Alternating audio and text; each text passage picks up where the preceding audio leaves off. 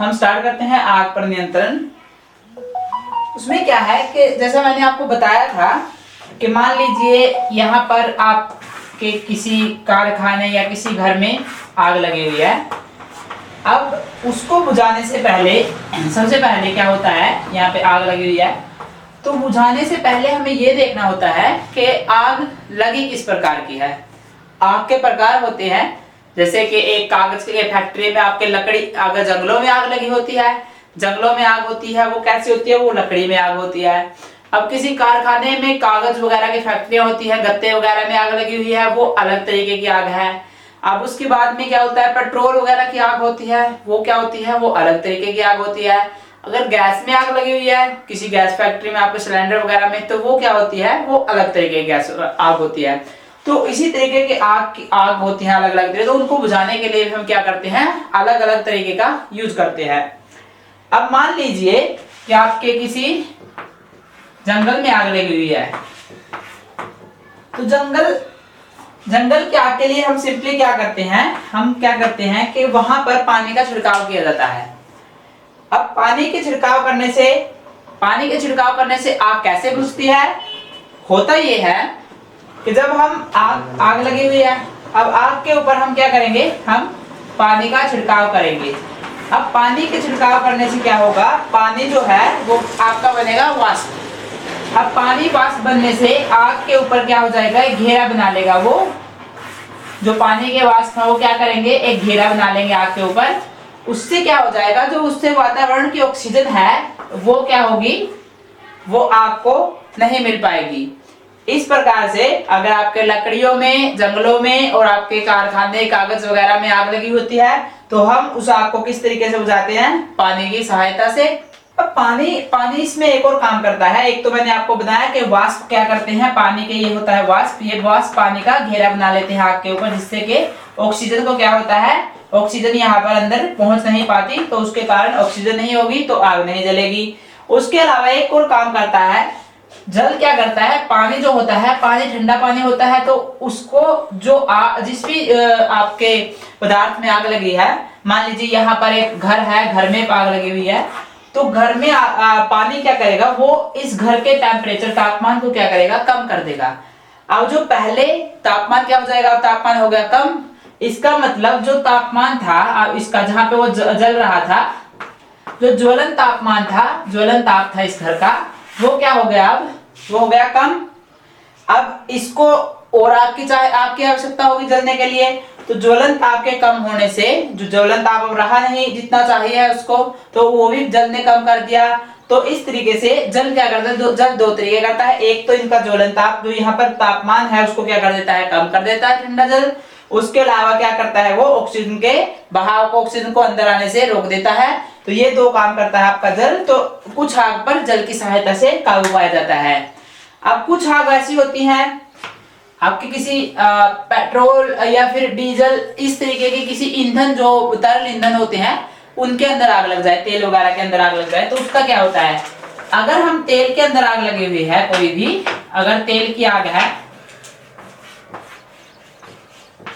तो देखिए तेल जो होता है, तेल क्या होता है, तेल होता है हल्का, तेल होता है हल्का पानी से।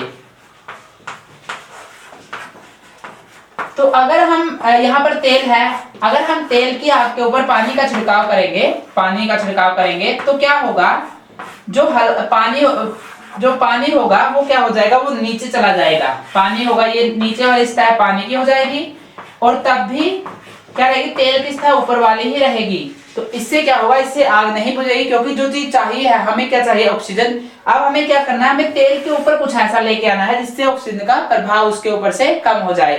तो इस प्रकार से पानी चला जाएगा उसके नीचे, हल्का होने की वजह, भारी होने की वजह से। तो पानी से तेल पेट्रोल की आग नहीं बुझ सकती। उसके लिए हम क्या करते हैं, उसके लिए हम यूज करते हैं कार्बन डाइऑक्साइड। अब जैसा कि हमने बात किया था, उसके लिए हम यूज करते हैं कार्बन डाइऑक्साइड, जिससे कि उसके चादर बन जाती है, कार्बन की चादर बन जाती है, और वो ऑक्सीजन को अंदर आने से रोकेगी। तो उससे क्या होगा, उससे आग बंद हो जाएगी। अब आग को चाहिए है 3 चीजें। आग को मेनली लगने के लिए अगर हमें आग कहीं पर जलानी है, तो हमें 3 चीजें बहुत जरूरी हैं। उनके अलावा अगर उन तीनों में से कोई भी चीज हमारे पास नहीं है तो आग नहीं लगेगी। वो 3 चीजें क्या है? सबसे पहले हुआ आपका पदार्थ मतलब ईंधन, ईंधन के बाद आपकी चाहिए आपको वायु ऑक्सीजन, और तीसरा आपको चाहिए होती है ऊष्मा। अब आप ये समझिए कि अगर हमें आग पर काबू पाना है तो इन तीनों में से किसी भी चीज को अगर हम कट कर देंगे, तीनों में से एक भी चीज या वायु या ऊष्मा या फिर ईंधन, इनमें से कोई भी एक चीज अगर नहीं होगी हमारे पास में तो क्या होगा? हमारे पास आग नहीं जलेगी। तो कुछ ऐसी भी चीजें होती हैं, जैसे अभी आप अगर किसी छोटे से आपके कमरे वगैरह में आग लग जाती है जब, तो आप क्या करते हो? आप भारी भारी जो चीजें होती हैं जो ईंधन का काम करेंगी, जो जल जाएंगी, उनको क्या करते हो? आप दूर कर देते हो। ये भी एक तरीका है आग पर काबू पाने का, कि जो ईंधन है उसको हमने क्या किया? उसको हमने दूर कर दिया।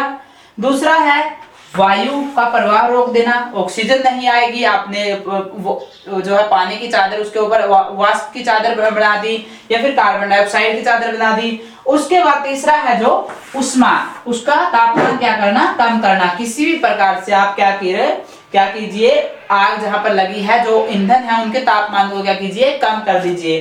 तो इन 3 तरीकों में से कोई भी एक तरीका उपयोग करने से क्या होगा? आपकी आग पर काबू पा जाएगा। कुछ ऐसे पदार्थ होते हैं जो अपने आप ही जलने लग जाते हैं, जैसे कि हमने पिछली कक्षाओं में पढ़ा है कि फास्फोरस जो होता है, वो क्या करता है? वो कमरे के तापमान पे ही जल जाता है। फास्फोरस जो है वो कमरे के तापमान पे जल जाता है। इसके कारण उसे स्टोर करके रखा जाता है मिट्टी के तेल वगैरह में। तो ऐसे पदार्थ जो खुद ही कमरे का, उन्हें हमें आग लगाने की जरूरत ना हो, जो इसी टेम्परेचर पे हमारे रूम के तापमान पे ही आग पकड़ ले, उन्हें हम बोलते हैं। तो उस दहन को क्या बोलेंगे? कि बिना किसी की हेल्प के अपने आप ही आग पकड़ना, स्वतः दहन। और इसके अलावा आपने पटाखे जलाए होंगे दिवाली में। पटाखों में क्या होता है? पटाखे क्रैकर्स ऊपर जाते हैं, ऊपर जाने के बाद उनमें क्या होता है? उनमें जब वो आवाज आती है जो ध्वनि के साथ में फटते हैं, उनको बोलते हैं, उस प्रकार के आग को क्या बोलते हैं? विस्फोट। उस प्रकार के जलने को क्या बोलते हैं? विस्फोट। जैसा कि आपका पटाखों में होता है, आपके अनार बम हो गए या बम वगैरह में होता है, तो पटाखे बम में जो विस्फोट होता है उसे बोलते हैं हम विस्फोट, जो जिस प्रकार से उनका दहन होता है।